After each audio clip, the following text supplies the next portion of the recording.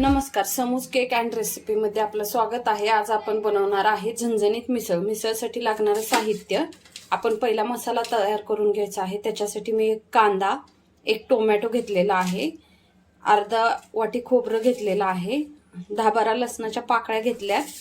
हे आपल्या घरचा काळा मसाला आहे तो घेतलाय मी 2.5 चम्मच। हळद, हे भाजके डाळे आहेत, अद्रक, पुदिना आणि कोथिंबीर आणि कढीपत्ता। चला तर आता आपण हे भाजून घ्यायचं आहे पूर्ण कांदा, खोबरं वगैरे। आता आपण मिक्सरला हे वाटून घेऊया। आपण मिक्सर मध्ये खोबरं टाकून बारीक करून घ्यायचं आहे।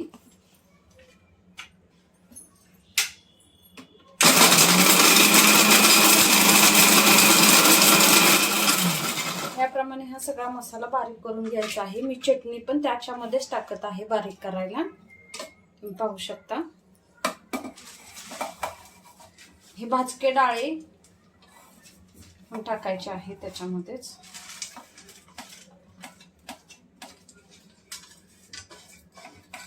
बघू शकता, तुम्ही पाहू शकता ह्या प्रकारे आपलं वाटण तयार झालेलं आहे। आणि मी एक पावशर मटकी घेतलेली आहे, तिला एक कुकर मध्ये हळद मीठ टाकून एक शिट्टी काढून घेतलेली आहे। एकच शिट्टी करायची आहे जेणेकरून ती थोडीशी शिजली जाते आणि छान लागते टेस्ट। आता आपण ह्याच्यामध्ये तेल टाकूया 2 पळी।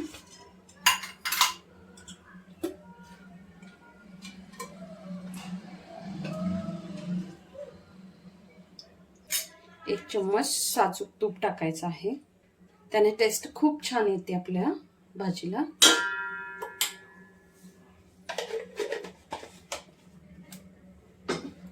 तुम्ही बघू शकता आपण त्याच्यामध्ये चटणी वगैरे, लाल तिखट वगैरे सगळं टाकलेलं आहे। त्याच्यामुळे आता हे फक्त बेडगी मिरचीची लाल तिखट आहे, लाल पावडर आहे, किचन किंग मसाला आहे अर्धा चम्मच, आणि आपला मिसळ मसाला 10 वाला एक पॉकेट आहे।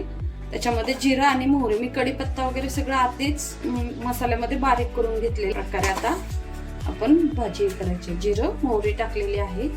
त्याच्यानंतर हे जे आहे आपल्या याच्यामध्ये आपण हे बारीक केलेला जो मसाला आहे तो टाकायचा आहे पूर्ण।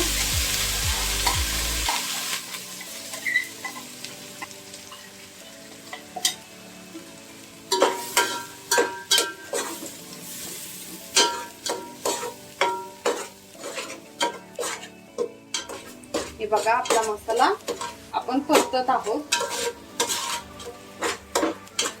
मी कलर येण्यासाठी मिरची पावडर टाकलेली आहे मस्त, माझा घरचा मस्त। त्याच्यामध्ये 1 चिमट साखर टाकायची आहे, कारण साखरनं तरी खूप छान येते। प्रत्येक भाजीमध्ये थोडीशी साखर टाकायची आहे। त्याच्यामध्ये थोडंसं पाणी टाकायचं आहे आता, त्याने मसाला खूप छान परतला जातो। थोडंसं पाणी टाकून परतून घ्यायचं आहे। मधून ते झाकण काढून थोडंसं हलवून घ्यायचं आहे। असं केल्याने थोडंसं पाणी टाकून मसाला परतल्याने तरी खूप छान येते, त्याला कट यायला सुरुवात होते। मी अजून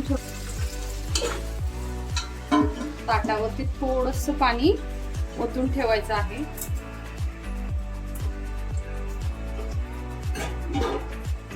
जेणेकरून वाफेवर मसाला खूप छान शिजला जातो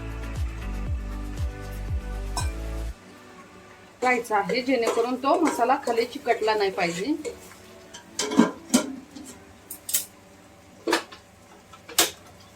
आता आपण इकडे एका गॅसवरती पाणी गरम व्हायला ठेवणार आहे। हे मी मटकी शिजवून घेतली होती, त्याचंच पाणी आहे। त्याच्यामध्ये 1 तांब्या पाणी टाकलं होतं, जेणेकरून त्याची टेस्ट खूप छान होते। तरी पण मी आणखी थोडंसं पाणी यूज करते, कारण मी 6-7 लोकांना भाजी करते। आपली भाजी तयार झालेली आहे। आता मी गॅस बंद करते।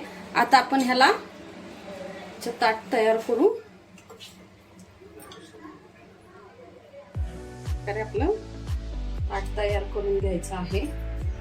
ह्याच्यावरती आपण आता मस्त ताट सोडूया, कट सोडून घ्यायचं आहे। हे अशा प्रकारे आपले मिसळ पावची रेसिपी तयार झालेली आहे। बघा ताट किती छान दिसतंय, ह्या प्रकारे वाढायचं आहे।